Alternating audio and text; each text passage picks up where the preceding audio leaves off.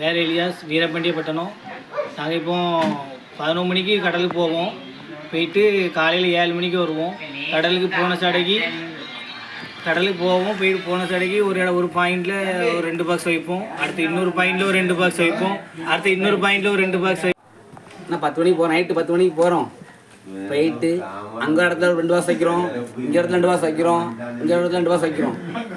ஏதாவது பாக்ஸில் பிடிச்சாதான் உண்டு. பிடிச்சிட்டு ஏதாவது என்ன கிடைக்காது கொண்டு வந்துடுவோம். வந்து கரையை வர கரெக்டாக 7 மணி 8 மணி ஆயிடுதா. இதை அடுக்கிறதுக்கு எத்தனை மணி ஆகுது?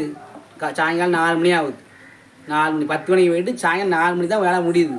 கிடைக்கிற கூலி எவ்வளோ? வெறும் 400. எங்கே என்ன செய்ய முடியும்? 400 ஆச்சு இதான் கிடைக்கும் எங்களுக்கு. 400 500. நாங்கள் போகிறது இந்த மட்டுத்தொழில் போகிறோம். ஃபுல்லாக மட்டுத்தொழில் தான் போகிறோம், வேறு தொழில் கிடையாது. ஆனால் டெய்லி காட்டில் டப்பு தண்ணி அடிக்குது. என்ன செய்ய? இங்கே அடிக்குது, இங்கிட்ட அடிக்குது, அங்கிட்டு உட்காரோம், இங்கிட்டு உட்காரோம், தண்ணி தான் அடிக்குது ஃபுல்லாக.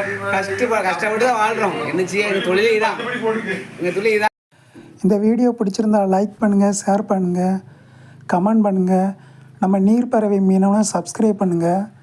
இதனுடைய முழு தொடர்ச்சி அடுத்த பதிவில் போடப்படும். தவறாமல் அந்த வீடியோவும் பாருங்கள்.